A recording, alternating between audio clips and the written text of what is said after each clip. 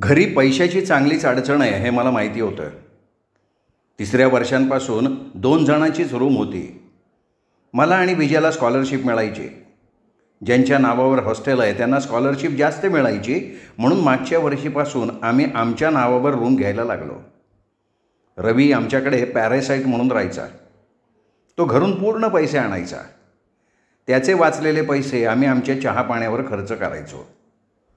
तो पॅरासाईट असला तरी त्याला आम्ही पलंगावर जागा दिली होती. माझी पाठ कायम दुखायची, त्यामुळे मी फरशीवर गादी टाकून झोपायचो. यावर्षीही आम्ही तेच डोकं लावलं. रवीचे वाचलेले पैसे आणि माझ्या खात्यावरील 300-400 मिळून माझ्या 8व्या सेमिस्टरचं रजिस्ट्रेशन करून टाकलं. रवी पॅरासाईट राहतो हे आम्ही कोणालाच कळू दिलं नाही. 2 पोरांच्या रूममध्ये आम्ही तिघं 2 वर्ष बिनबोभाट राहिलो. कॉलेज सुरू झाल्यावर पोरांनी कॉमन ऑफ घ्यायचं ठरवलं होतं, त्यामुळे मी पण गावाकडे निघून गेलो. घरी आलो तर नानांपेक्षा मोठे पांडू आप्पा जास्त आजारी होते. बऱ्याच दिवसांपासून ते अंथरुणावरच होते. त्यांनी अन्न पूर्ण सोडलेलं होतं. वय 55-60च्या दरम्यान, पण मधुमेहानं त्यांना जास्त घेरलेलं होतं. नाना आणि आप्पा दोघांनी आमच्या जुन्या मळ्यातली सगळी वावरं बैलकेणीनं लेवल केली होती. सकाळी दिवस उगता त्यांची बैलकेणी सुरू झाली की दिवसभर घोर नसायचा. दुपारी थोडंफार नेहारीला थांबलं तेवढंच. नाना आम्हाला त्या संध्याकाळी सांगत होते, अरे तुम्हाला काय माहिती, आता जे सपाट वावर तुम्ही पाहत्यात ते म्यान पांडुदादानं दिवस रात करून वाढले आहेत बैलकेणीने. तवा आता कुठं पाणी भरता येतं आहे त्याच्यात. काय सांगू तुम्हाला, अरे नुसत्या उतरत्या खाळा यावा त्या तिथं. माझ्यापेक्षा जास्त कष्ट घेतले त्यांनी आपल्यासाठी. नंतर त्याला आजार जाडला मधुमेह, कचतच गेला मग त्यो. दररोज सकाळी उठल्यावर शेख डॉक्टरकडे जावं लागायचं त्याला इंजेक्शन घ्यायला. नंतर इंजेक्शन स्वतःच घरी घ्यायला लागला. पण आता संपलं सगळं त्याचं. लय अवघड झालं. आता कसं होईन द्यावालाच माहिती. आप्पांनी 2 दिवसात त्यांचं उरकलं. 10वा करून दुसऱ्या दिवशी मला धुळ्याला निघायचं होतं. आमची 5 चुलत्यांची घरं 5 वेगवेगळ्या ठिकाणी लांब लांब होती. नवीन पिढीला हे भाऊ आहेत हे सुद्धा माहिती नव्हतं, इतकं आम्ही लांब राहत होतो. आम्ही आप्पांच्या घरापासून 3 किलोमीटर म्हैसगाव रोडला वाण्याच्या वावरात राहत होतो. दुपारी 4 वाजता बाबा घरी आले. मधल्या वावरात कांद्याची झांबडणी सुरू होती. तिथे येऊन त्यांनी आम्हाला आवाज दिला, ए पोरासायाजी, नेवरतीला इकडं बोलीव. आम्ही दोघं लगेच बाबांपुढे हजर झालो. बाबांचा स्वभाव खूप कडक पण व्यवहारी. काय म्हणतात तात्या, नानांनी विचारलं. करता पोरगा गेल्याचं त्यांना खूप वाईट वाटलं होतं, पण ते बोलून दाखवत नव्हते. पांडू आप्पापेक्षा बाबांची तब्येत अजून कितीतरी चांगली होती. अरे तुला मी म्हणलो होतो नेवरतीला शाळाला पैसे देईन म्हणून, दिलेला शब्द पुरा करून टाकतो. तसं मी प्रत्येक पोरींना थोडे पैसे देणारच आहे, पण तुला आत्ता नड आली म्हणून सध्या 2000 रुपये घे पोरासाठी, परत लागले देईल पुढच्या टायमाला. असं म्हणून त्यांनी नानांच्या हातात पैसे दिले. माझ्या तर अंगावरच काटा आला. बाबांनी बऱ्याच वर्षापासून लिंबाचा बाग लावून ठेवला होता. त्यातून येणारे पैसे ते जीव लावून ठेवायचे. गावातल्या बँकेत त्यांनी 2-3 पावत्या करून ठेवल्या होत्या. त्या फक्त मला दाखवायचे. बाय बरं किती दिवस राहिले अजून. मग मी त्यांना ती पावती, तिची पूर्ण होणारी तारीख सांगायचो. माझ्यावर त्यांचा विश्वास होता म्हणून त्यांनी मला शिकायला पैसे द्यायचं कबूल केलं होतं. नानांची चिंता मिटली होती. दुसऱ्या दिवशी सकाळी निघताना कायमच्यासारखं पाहिलं, जुन्या मळ्यात जाऊन बाबा आईच्या पाया पडलो आणि धुळ्याला निघून आलो. 7व्या सेमिस्टरचा निकाल चांगला लागला होता. राहू आणि मला जवळपास सारखेच म्हणजे 88% मार्क मिळालेले होते. बाकीच्यांना सुद्धा थोड्याफार फरकानं असेच होते. त्यावेळच्या मुलाखतीत झालेल्या मानवी प्रदूषणानं मला चांगलाच फटका बसला होता. मी मेहनत घेऊन एकदम रेखीव कंप्लिशन केलं होतं. रंगरंगोटी साजेशी होती. मला 90पेक्षा जास्त मार्क अपेक्षित होते, पण थोडाफार फटका बसणार हे सुद्धा मी गृहीत धरलं होतं. आता जास्त चिंता करून फायदा नव्हता. 2-3 दिवसापूर्वी आम्ही स्लाई क्लबचे सगळे मेंबर गणेश डोंगरेचा साखरपुडा असल्यानं टाटा सुमो करून नेवाशाजवळ निंभारीला गेलो होतो. तिकडून निघताना गणेशच्या आईनं खूप आग्रह केला, पोरांनो, अरे नेवृत्ती बुंदी घेऊन जा, माय अंदाळ उरली आहे, आता पाहुण्यांची जेवणं उरकलेत, न्या तुम्हाला 4-2 दिवस होईन की तुम्हाला नाश्त्याला खोलीव.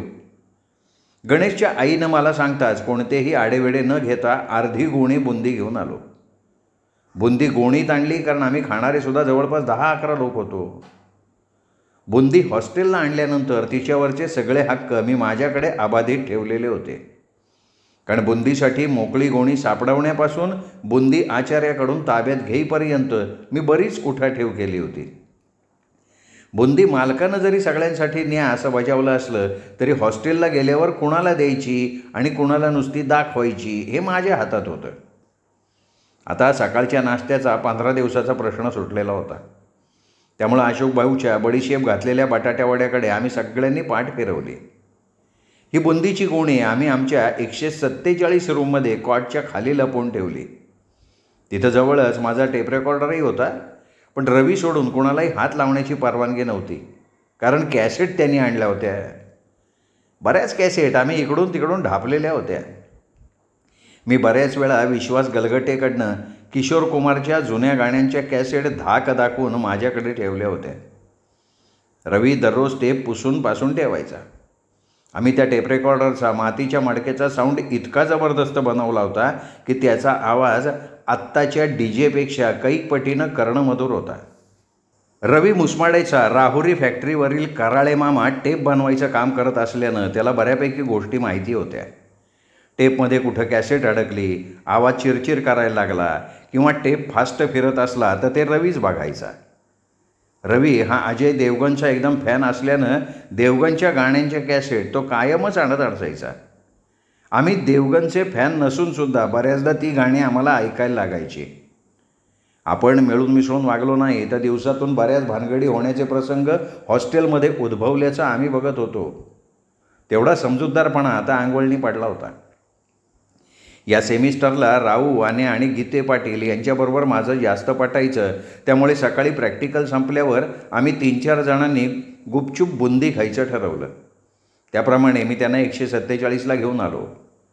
बुंदी खाऊन आम्ही तोंड पुसत होतो तोच अरुण दराडे तिथं आला, पण आम्ही बुंदी खाल्ली हे त्याला आम्ही कळूच दिलं नाही. असं आमचं नाटक जवळजवळ 10-15 दिवस चाललं. बुंदी संपेपर्यंत त्याबद्दल आम्ही जास्त कोणाला माहिती होऊ दिली नाही. पण त्याच संध्याकाळी विश्वासनं आम्हाला बुंदी खाताना पाहिलं. विश्वास मागं हटणार नाही हे लक्षात येताच मी माझ्या सुटकेसमध्ये ठेवलेला जमाल गोटा बुंदीबरोबर विश्वासच्या हातात दिला. सुटकेस फक्त नावानं आलिशान होती, ती कायम बिना कुलपाची असायची. इकडं विश्वासनं मागचा पुढचा विचार न करता बुंदीबरोबर जमाल गोटा खाल्ला. पण आत जठरामध्ये गेल्यानंतर प्रक्रिया वेग घेणार हे मला माहिती होतं. 12वीला असताना संदीप भडांगे आणि विकास शेटे या दोघांनी माझ्यावर असाच प्रयोग केला होता. त्या दिवशी सगळी मुलं संध्याकाळची आंघोळ करून जेवायला जायच्या तयारीत होती. मी जमाल गोटा विश्वासच्या पोटात सोडून दिलेला होता. 15 मिनिटात जमाल गोट्यानं आपला हिसका दाखवला आणि विश्वास छोटी बादली घेऊन माझ्या रूमसमोरनं बाथरूमकडे पळाला. मी दरवाजा उघडा ठेवूनच बसलो होतो. विनायकला मी हा प्रकार सांगितला, कारण विनयाचं आणि माझं नातं विश्वासपेक्षा घट्ट होतं. त्याच्यामुळेच विश्वासबरोबर माझी मैत्री झाली होती. किशोर कुमारसारखा विश्वास गाणं म्हणायचा, पण त्याला सबक शिकवण्यासाठी आम्ही हा प्रयोग केलेला होता. विश्वास बाथरूमकडून पुन्हा येताना दिसला, पण अर्ध्यातून परत तसाच मागे पळाला. आतापर्यंत झालेला प्रकार आम्हाला हास्यास्पद वाटला, पण 4-5 वेळा शौच केल्यानं त्याच्या शरीरातलं सगळं पाणी निघून गेलं होतं. आता आम्हाला चिंता वाटायला लागली. त्यानंतर आम्ही डॉक्टरही इलाज केले. सकाळी उठल्यानंतर मी माझी पहिली चक्कर रूमकडे मारली. विश्वासला उठवलं तेव्हा तो कणत कणत उठला. रात्री झालेला प्रकार त्याच्या अजूनही लक्षात आलेला नव्हता. कालांतराने आम्ही त्याला सगळ्या गोष्टी समजावून सांगितल्या. आता तो त्या गोष्टी आठवल्या तर आमच्या पूर्वजांचा उद्धार केल्याशिवाय राहत नाही. पण आम्ही काही कमी नव्हतो. आम्हाला तो कोणाच्याही खाद्यपदार्थावर ताव मारतो ते बोचत होतं, त्यामुळे आम्ही त्याला या मार्गानं चांगला धडा शिकवला होता. जमाल गोट्याच्या या प्रकारावर हॉस्टेलमध्ये सगळीकडे दबक्या आवाजात चर्चा सुरू होती. मला 1 वर्ष ज्युनियर प्रवरानगरचा राजू अहिरे रात्री 10 नंतर रूमवर भेटायला आला. तो आणि रवी जुने ओळखीचे. तेव्हा तो नेहमी आमच्या रूमवर यायचा. बराच वेळ तो काही बोलला नाही. नंतर हळूच म्हणाला, निवृत्ती, आपल्याला संतोष शहाणेचा पण इंगा जिरवायचा आहे. कसं करता सांगा. माझ्या आलिशान सुटकेसमध्ये बरेच जमाल गोटे होते. लगेच दुसऱ्या दिवशी संत्यावर प्रयोग करायचं ठरलं. आता जमाल गोटा शेंगदाण्यामध्ये घालून द्यायचं ठरलं, कारण जमाल गोटा दिसायला सेम टू सेम शेंगदाणा. जमाल गोटा ज्याला द्यायचा तो खाणारा पक्का असला पाहिजे. कडवट चव लागली तरी थुंकून टाकण्यापेक्षा खाऊन टाकू असं म्हणणारा पाहिजे. हॉस्टेलची बरीच मुलं जे मिळेल ते खाऊन टाकायची. शक्यतो कोणी फेकझोक करत नसायचं. ठरल्याप्रमाणे जमाल गोटा द्यायची वेळ आली आणि राजू संध्याकाळी संत्यासमोर जाऊन हातातले शेंगदाणे सहज त्याच्यासमोर खात उभा राहिला. बोलता बोलता जमाल गोट्याचा हात त्याच्यासमोर धरला. संतोषनं पण गप्पांना मारला. 5 मिनिटात कार्यवाही सुरू. संतोष तिकडं संडासकडं बादली घेऊन पळाला आणि राजू अहिरे मोहीम फत्ते सांगण्यासाठी माझ्याकडे आला. आम्ही नंतर संत्याला सगळं सांगितलं. तो नंतर म्हणायचा, च्या आईला जोऱ्या हरामखोर, तू नाही सुधारायचा. मी मनात म्हणायचो, अरे साल्या, ही कृती तुला सुधारवण्यासाठी मी केली आणि तू मला शिकवतो का सुधारण्याची भाषा. बऱ्याच पोरांवर असे छोटे मोठे प्रयोग करून आम्हाला आता आला होता कंटाळा. कॉलेजच्या पारोळा चौफुलीला पाटीवर आग्रा 864 किलोमीटर असं लिहिलेलं मी आणि रवी रोज बघायचो. तेव्हापासून आम्हाला ताजमहालाचं आकर्षण वाटू लागलं. या रस्त्यानं सरळ आग्रा असेल तर रस्ता विचारायची गरज नाही, सरळ एकदा जाऊनच येऊ असं आमचं ठरलं. त्यावेळी आम्ही 2ऱ्या वर्षात शिकत होतो. तेव्हा जमलं नाही, पण 8वं सेमिस्टर उजाडल्यानंतर आम्ही कॉलेजचे रेक्टर माटे सरांची तोंडी परवानगी घेऊन उम्या वाणीची सुमारे 2.5 रुपये किलोमीटरनं गाडी घेऊन रात्री 12 वाजेला इंदोरच्या दिशेनं निघालो. दुसऱ्या दिवशी होळकरांचा राजवाडात त्यांचं वैभव बघून दुपारी उज्जैनला क्षिप्रा नदीत स्नान करून महाकालेश्वराचं दर्शन घेतलं. महूमार्गे जाताना शिवपुरीला जिवाजीराव शिंदे यांच्या स्मृतीस्थळाला भेट दिली. शिंदे घराण्याचा तिथे पूर्वी फार मोठा राबता होता. अष्टप्रधानांचा सभामहाल पाहिला. महालामध्ये सुभेदाराला मधोमध गादी आणि दोन्ही बाजूला 4-4 असे 8 तक्के अशी रचना होती. तिथल्या कर्मचाऱ्यांची सकाळी महालात साफसफाई सुरू होती. त्यांचं आमच्याकडे अजिबात लक्ष नव्हतं. रव्याच्या डोक्यात काय कल्पना आली काय माहिती, तो डायरेक्ट मधल्या गाडीवर जाऊन बसला. उरलेले 8 जण समोरच्या तक्क्यांना पाठ लावून बसलो. आम्ही त्या दिवशी खूप रिस्क घेतली होती. पुढं मध्य प्रदेशातून जाताना चंबळच्या खोऱ्यात फुलनदेवीच्या बँडेड क्वीन पिक्चरची आठवण आली. या ओसाड काटेरी जंगलात फुलनदेवीने त्यावेळी कसं राज्य केलं असेल याबद्दल आश्चर्य वाटलं. ग्वाल्हेरचा किल्ला बघून दुपारी 4 वाजेला आम्ही पहिल्या वर्षापासून ठरवलेल्या इच्छित स्थळी म्हणजेच ताजमहालात प्रवेश केला. दरवाजाच्या बाहेर ताजमहालाबद्दलची पुस्तकं विकणारा माणूस एका व्यक्तीला म्हणत होता, साहब आज जुम्मा है इसलिए आपको टिकट नहीं लगेगा. मेरी ये किताब बहुत जानकारी देगी आपको, ले लीजिए. मी रवीला म्हटलं, रव्या दे टाळी, च्या मायला हातचा आपला पिक्चर पाकला, लय पैसे वाचले सगळ्यांचे. त्याला काहीच कळलं नाही. अरे शुक्रवार ना, फुकट असतं इथं सगळं, ताजमहाल बघायला आज तिकीट नाही लागणार. बळच त्याचा हात हातात घेत मी त्याला टाळी दिली. तिकीट वाचल्याच्या आनंदात मनसोक्त ताजमहाल बघून घेतला. चबुतऱ्यावर बराच वेळ मुख्य बांधकामाच्या गोष्टी निहाळल्या. त्या दिवशी तिकिटाचे प्रत्येकाचे 100 रुपये वाचले होते, म्हणजे आमची एकूण 900 रुपये बचत झाली होती. आमचा आनंद गगनात मावत नव्हता. ते पैसे आम्ही पुढे दिल्लीत पिक्चर बघण्यासाठी वापरायचं निश्चित करून टाकलं. आम्ही ताजमहाल आतून बघितला. संगमरवराचं बांधकाम करताना 2 दगड एकत्र जोडलेत हे जवळ गेल्याशिवाय कळत नाही. लांबून बघितलं तर एकाच अखंड दगडात ताजमहाल बनवलेला वाटतो. ते काम इतकं धाराकोरात आहे हे लगेच जाणवत होतं.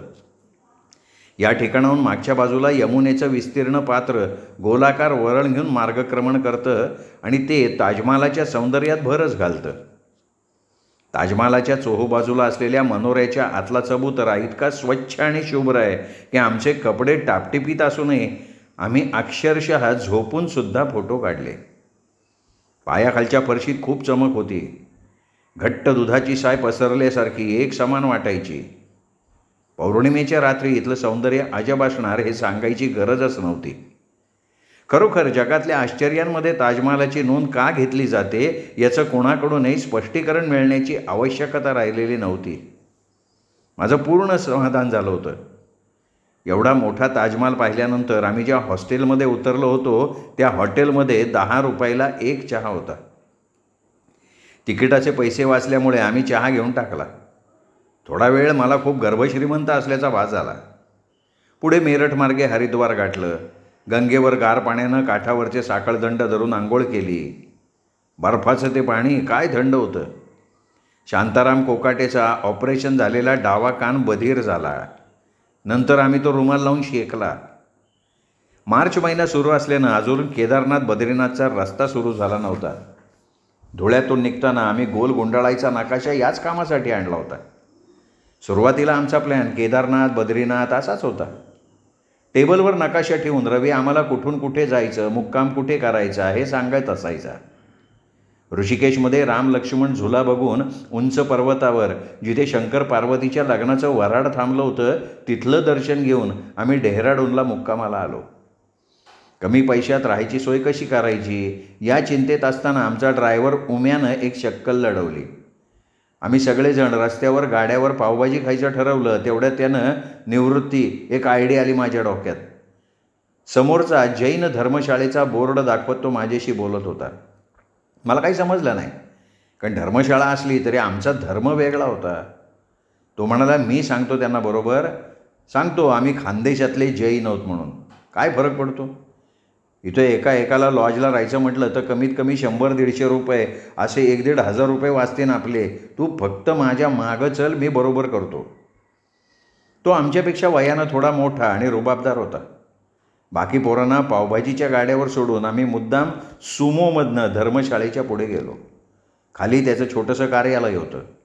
उम्यानं त्यांना रांगड्या हिंदीत बरंचसं काही बाई सांगितलं. शेवटी रात्रीपुरतं का होईना आम्ही धर्म बदलून तिथं मुक्काम केला.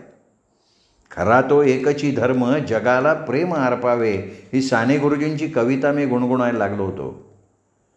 दुसऱ्या दिवशी सकाळी तिथूनच मसुरीला जाऊन धबधबा आणि भारतीय प्रशासन सेवेतल्या अधिकाऱ्यांची अकादमी बाहेरनं बघितली.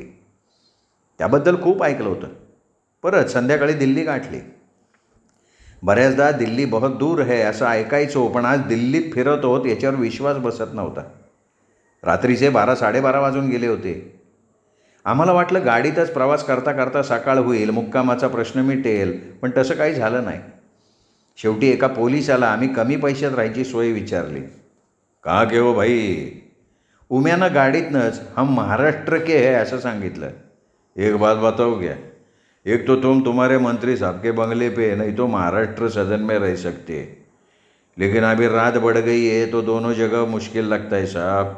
सुबह जा सकते आप वहाँ. आप महाराष्ट्र सदन का पता बताओ ना, देखता हूँ मैं, उम्या म्हणाला. त्यांनी सांगितलं तशी आम्ही गाडी फिरवली, पण बाहेरचा दरवाजा बंद होता. आम्ही वॉचमनला अर्धा तास डोकं लावत होतो. शेवटी आम्ही तिथे पायऱ्यांवर बराच वेळ बसलो. कल मैं हमारे विखे पाटिल साहब को बता दूंगा सब तुम्हारा नाटक, हम क्या वैसे जायले क्या इधर, असं म्हटल्यानंतर त्यांनी गेट खोललं. प्रत्येकाचे नाश्त्यासह दिवसभराचे 83 रुपये भरून घेतले. पहिल्या मजल्यावरच्या मोकळ्या हॉलमध्ये आम्ही आमच्या सतरंज्या टाकून झोपलो. दुसऱ्या दिवशी खूप उशिरा जाग आली. ताजमहल बिगर तिकिटाचा पाहिल्यामुळे तिथल्या वाचलेल्या पैशात दिल्लीत पिक्चर पाहायचा रवीनं ठरवलं होतं, ते सगळे पिक्चरला गेले. माझं अंग दुखत होतं, त्यामुळे मी महाराष्ट्र सदनला झोपून राहिलो. संध्याकाळी लाल किल्ला, कुतुब मिनार बघून आम्ही थेट विखे पाटलांचा बंगला शोधला. ते नुकतेच अर्थ राज्यमंत्री झाले होते. पहिल्यांदा आम्ही त्यांचा ग्रुपतर्फे सत्कार करायचं ठरवलं आणि नंतर ऑटोग्राफ घेऊन त्यांना 2 दिवस राहायचा विषय काढला आहे. त्यांनी लगेच शिपायला बोलवलं. यांना मागची खोली खाली करून दे लवकर, ही सूचना देऊन टाकली. जवळच महात्मा गांधी कॅन्टीनला जेवणाची चांगली सोय आहे हे सुद्धा त्यांनी सांगितलं. आमच्या सगळ्यांचा जीव भांड्यात पडला. आम्ही सकाळी इंडिया गेट बघायला निघालो तर पोलिसांनी आमची गाडी बाजूला लावली. तेव्हा आम्हाला कळलं की अमेरिकेचे तेव्हाचे राष्ट्राध्यक्ष बिल क्लिंटन इथून जाणार आहेत. थोड्याच वेळात मोठमोठ्या गाड्यांचा ताफा आमच्या समोरनं गेला. इतक्या जवळून आम्ही हे बघतोय यावर आमचा विश्वासच बसत नव्हता. बिल क्लिंटन साहेबांची गाडीसुद्धा आमच्या समोरनं गेली. नंतर ट्रॅफिक सुरळीत झालं आणि मग आम्ही इंडिया गेट, संसद, राष्ट्रपती भवन बघितलं. दुसऱ्या दिवशी राजघाट, लोटस टेम्पल बघून रात्री चांदणी चौकात चोर बाजार बघितला. बऱ्याच वस्तू खूप स्वस्त होत्या. भामा अक्कीसाठी मी एक लेदरची पर्स घेतली. विजया केदार, संतोष खेडकर यांना अजिबात करमत नव्हतं, त्यामुळे त्या रात्री आम्ही सरळ धुळ्याकडे परत निघालो. दुसऱ्या दिवशी संध्याकाळच्या जेवणाला क्लबला जाऊन पोचलो. बऱ्याच दिवसात इकडचं जेवण केलं नव्हतं, त्यामुळे रात्री मनसोक्त जेवलो आणि हॉस्टेलला जाऊन झोपी गेलो. माटे सर त्यावेळी हॉस्टेलचे रेक्टर होते. ते आमच्या क्लबचे मेंबरसुद्धा होते, फक्त ते रूमवर डबा मागवायचे. जेवायला कधीतरी आमच्याबरोबर यायचे. त्यांच्यामुळे आम्हाला या खाजगी सहलीला परवानगी मिळाली होती. त्यांनीसुद्धा आम्हाला तोंडीच ते सांगितलं होतं. आम्हीसुद्धा व्यवस्थित जाऊन आलो. राज्यसेवेच्या पूर्वपरीक्षेचा पेपर पुढच्या रविवारी आला होता. आता जर मी पास झालो तर मला मुख्य परीक्षेला बसायची संधी मिळणार होती, कारण तोपर्यंत माझी डिग्री पूर्ण होणार होती. त्यामुळे यावर्षी मी बऱ्यापैकी अभ्यासाला लागलेलो होतो. यावेळचा पेपरही तसा चांगला गेला होता. 10-15 दिवसात सेमिस्टरचेही पेपर आले होते. डिग्रीची शेवटची परीक्षा असल्यामुळे सर्वांचा हसत खेळत अभ्यास चालू होता. मीही अजिबात टेन्शन घेतलेलं नव्हतं, पण अभ्यास मात्र मन लावून करत होतो. मे महिन्याच्या पहिल्या आठवड्यात पेपर सुरू होऊन प्रॅक्टिकल संपायला जवळपास पूर्ण महिना गेला होता. शेवटी रेशीम पालनाचं प्रॅक्टिकल देऊन चौफुल्या मारुतीच्या देवळात जाऊन दर्शन घेतलं. तिथून तसंच तार कंपाऊंडच्या तारेतून वाकून इकॉनॉमिक्स डिपार्टमेंट समोरून विण्याबरोबर हॉस्टेलकडे निघालो. तिथल्या कृषी अर्थशास्त्र विभाग या नावाकडे बघत कट्ट्यावर बसून विचार करत होतो. अरे फाटले, चल लवकर हॉस्टेलला, काय विचार करत बसला? असं विण्या म्हटल्यावर तू जा पुढे, मी आलो असं म्हणालो आणि तो निघून गेल्यावर मी बराच वेळ विचार करत बसलो. पेपर सगळे संपलेले होते. आता तशी कुठलीही चिंता राहिलेली नव्हती. तसं पाहिलं तर या सेमिस्टरनं मला खूप काही दिलं होतं. बायो फर्टिलायझर या विषयानं खत कसं बनवायचं याचं नवं तंत्र शिकलो होतो. मेडिसिनल अँड ॲरोमॅटिक प्लांट्स या विषयानं सर्व वनस्पतींचे शास्त्रीय औषधी गुणधर्म शिकलो होतो. इंजिनिअरिंग वर्क्स एक्सपिरियन्सनं मी ट्रॅक्टर चालवायला लागलो होतो. त्यामुळे मला आता पुढे 4 चाकी चालवायची सुद्धा डेअरिंग आली होती. डेअरी सायन्सनं दुधाचे जवळपास सर्व पदार्थ बनवायला आम्हाला शिकवलं होतं. कमी पाण्यावरची शेती आणि तिच्यासमोरची आव्हानं कशी पेलायची हे कोरडवाहू शेतीचं तंत्रज्ञानही हाताखालून गेलं होतं. सर्व काही अभ्यासताना आपल्या देशाची मूळ शेतीवर असलेली अर्थव्यवस्थासुद्धा या कृषी अर्थशास्त्र विभागानं मला शिकवलेली होती. हॉस्टेलला आल्यावर डिग्री पूर्ण झाल्याचा किंवा शेवटचा पेपर देऊन आल्याचा काही आनंद वाटत नव्हता. उलट इथून आता आपलं सगळं संपलं याचं वाईट वाटायला लागलं होतं. माझी ऑटोग्राफ डायरी 7-8 दिवसांपासून इकडे तिकडे फिरत होती. संध्याकाळी क्लबला जेवायला जायच्या अगोदर सगळं विराट घरी न्यायला सुमो लागेल हे सांगायला उम्याच्या घरी गेलो. हॉस्टेलच्या मागच्या बाजूला तो क्वार्टरमध्ये राहत होता. त्याचे वडील सॉईल डिपार्टमेंट लॅबला होते. तसं गरीब परिस्थितीतनं त्यांचं कुटुंब चाललं होतं. गाडीचा त्यांना खूप आधार होता. डिझेल टाकून थोडेफार वर पैसे द्यायचं ठरलं होतं. तो त्या गोष्टीला कबूल झाला. तशी त्याची गाडी आम्ही भाड्यानं बरीच फिरवली होती, म्हणून तो आत्ता काही बोलला नाही. संध्याकाळी जेवण करून लवकर हॉस्टेलला आलो. रात्री बराच वेळ राहिलेल्या मित्रांचे ऑटोग्राफ घेऊन हॉस्टेलच्या बाहेर रिंगवर पोरांनी बाहेर वायर काढून मोठ्या आवाजात माझा टेप लावला होता. शेवी पाव्यात टाकले आणि कप्या भावसारनं दोस्तीवरची बरीच गाणी लावली. ये दोस्ती हम नहीं तोडेंगे, बने चाहे दुश्मन जमाना हमारा, सलामत रहे दोस्ताना हमारा, जिंदगी का नाम है दोस्ती, दोस्ती का नाम जिंदगी. गाणी चालू होती. पोरं गळाभेटी घेत होती. गाणं संपलं आणि आम्ही सगळे ज्याच्या त्याच्या रूमला जाऊन झोपी गेलो. पहिल्या दिवशी हॉस्टेलला मनाशी रोवलेला झेंडा आज चांगला फडफडत होता आणि मी अभिमानानं मोठ्या भाषणात एका स्टेजवर असंख्य लोकांसमोर BSc ॲग्री पूर्ण झाल्याचं मोठ्या कौतुकानं सांगत होतो. ए झोऱ्या उठ आता, त्या आईला इतकं कुठं झोपतं वय कुणी, चल चहा पिऊन रावायच्या टपरीवरनं. राऊ खेडकर आणि आभ्या निकम सकाळीच दार वाजवत होते. मी डोळे चोळत हसत हसत उठलो होतो. अचानक जाग आल्यावर समोर फक्त हे दोघं दिसत होते. बाकी उरलेलं भाषण स्वप्नात तसंच राहून गेलेलं होतं.